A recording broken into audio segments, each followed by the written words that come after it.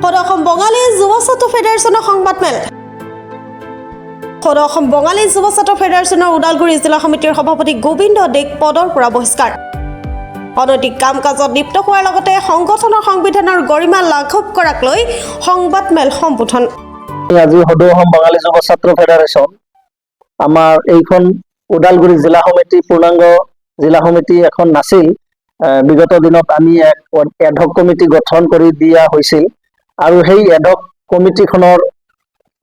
সভাপতি আছিলে আমাৰ গোবিন্দ দে তেওঁ টংলাৰ হয় তেওঁ আমাৰ ওদালগুৰি জিলাৰ নেতৃত্ব বহন কৰিছিল আমি দায়িত্ব দিছিলো এইখন ভৱনতে একদিনীয়া কাৰ্যসূচী লৈ আমি সভা আয়োজন কৰি তেওঁক সভাপতি হিচাপে লৈ আমি এখন জিলা কমিটি গঠন কৰি দিছিলো আৰু তেওঁ বিগত দিনত জিলাৰ কাম কাজ সম্পূৰ্ণৰূপে ৰূপায়ণ কৰিব নোৱাৰি তেওঁ অন্যান্য কিছু কামত অসাংবিধানিক কামত মানে সংগঠন বিৰোধী কামত জড়িত থাকি সংগঠনটোক বিপথে পৰিচালিত কৰি তেওঁ বহুতো তেনেকুৱা ধৰণৰ কাম কাজ কৰিছে আৰু জিলা সমিতি তেওঁ সভাপতি হিচাপে জিলাৰ বিষয়ববীয়া অন্যান্য আঞ্চলিক কোনো ধৰণৰ যোগাযোগ নথকাকৈ তেওঁ ৰাজনৈতিক দলৰ লগত যোগাযোগ গোপনীয় যোগাযোগ ৰাখিছে আৰু অন্যান্য ৰাজনৈতিক সংগঠনৰ লগত সংবাদমেল পাতিছে এই ধৰণৰ প্ৰমাণ আমি বিগত দিনত পাইছো লগতে জিলাৰ কৰ্মকৰ্তাৰ লগত যোগাযোগ কোনো ধৰণৰ নৰখাকৈ তেওঁ ৰাজনৈতিক নেতাৰ লগত গোপনীয়ভাৱে বৈঠক কৰিছে বহুবাৰ এয়া আমাৰ প্ৰমাণ আছে লগতে জিলা সমিতিৰ কোনো ধৰণৰ সাংগঠনিক কাম কাজ আঞ্চলিক আমাৰ শাখা সমিতিবোৰ পূৰ্ণাংগ নকৰাকৈ তেওঁ অসাংবিধানিক কামত জড়িত থাকি তেওঁ সংগঠনটোক দুৰ্বল কৰিছে আৰু আমাৰ জিলা সমিতিৰ পদত থাকি তেওঁ সংবিধান আমাৰ যি জাতীয় সংগঠন সংবিধান আছে এই সংবিধানক অৱমাননা কৰি নানান ধৰণৰ কামত জড়িত থাকি তেওঁ জিলাটোক সম্পূৰ্ণৰূপে দুৰ্বল কৰিছে আৰু যোৱাকালি সোমবাৰ 2025 চনৰ ডিচেম্বৰ মাহৰ 22 তাৰিখে তেওঁ ৰাতি আমাৰ সংগঠনৰ পদবীৰ পৰা পদত্যাগ গ্ৰহণ কৰিছে যাৰ বাবে আমি তেওঁক আমাৰ সংগঠনৰ পৰা তেওঁক বহিষ্কাৰ কৰিছো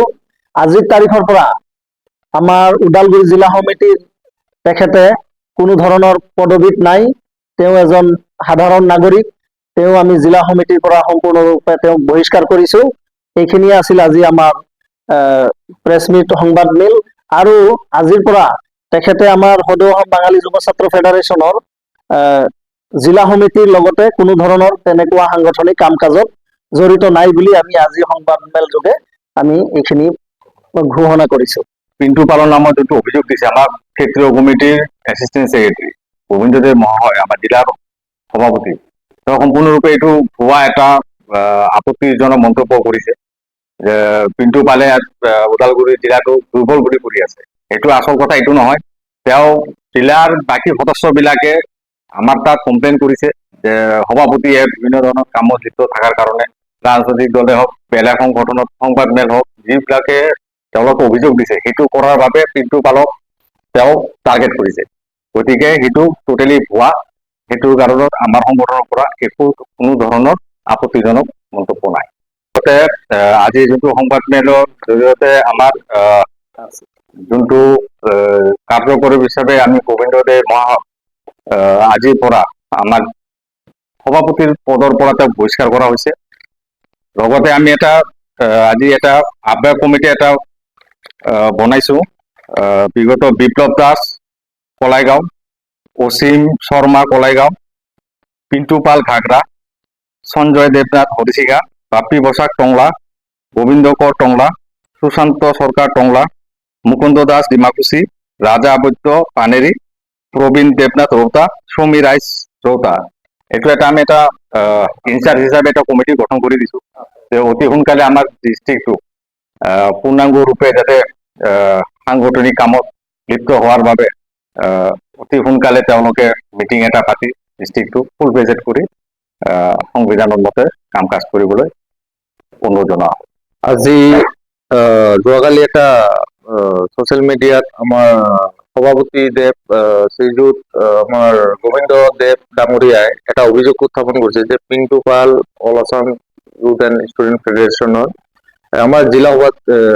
জিলা কমিটিটো আমি বোলে দুৰ্বল আৰু ক্লাব কমিটিটো মই মানে অলপ অভিযোগটো উঠাইছে দুৰ্বল কৰাৰ কাৰণে। তো মই এইটোৱে তাক এটা তাৰ প্ৰত্যুত্তৰ দি আছো। আমি কেইদিন আগৰ পৰা তেখেতক কোনো এটা কাৰ্যকলাপত তাৰ যেতিয়াৰ পৰা সি এটা পদ পোৱাৰ পিছত এটা আমাৰ সাংগঠনিক কামত এটাও আমাৰ মাজত দেখা পোৱা নাই। খালি ডিষ্ট্ৰিক্ট বুলি নাই, আমাৰ চেন্ট্ৰেল পৰ্যায়ৰ লোকেও আমাৰ ডিষ্ট্ৰিক্টৰ পৰা যোনটো এটা আমাৰ ইনভিটেশ্যন পাওঁ বা কোনো এটা কাৰ্যকলাপত আমি তেখেতক দেখা পোৱা নাই। তাৰপিছত কেইদিন আগত তেখেতক আমি খালি কোনো মিনিষ্টাৰৰ ঘৰৰ ওচৰত বা মিনিষ্টাৰৰ লগত ডিনাৰ এইকেইটা কাৰ্যকলাপত আমি তেখেতক বহুত টাইমত পৰা আমি নটিচ কৰি আছো।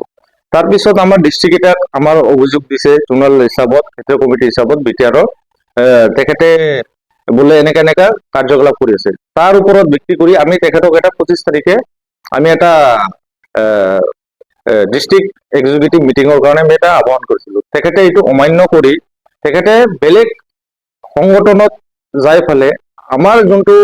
সংবিধানৰ এটা আছে এইটো ভংগ কৰি ফালে নিজৰ কাৰ্যকলাপত ব্যস্ত আছিল। তেখেতক আমি এইটো কোৱাৰ পিছত তেখেতে আমাৰ ওপৰত অভিযোগ দিছে যে আমি দুৰ্বলতা কৰিছো, কিন্তু তেখেতক আমি পাৰ্চনেল হিচাপত আমি তেখেতক আমি টাৰ্গেট কৰি আমি একো তেখেতক আমি দুখী দিয়া নাই।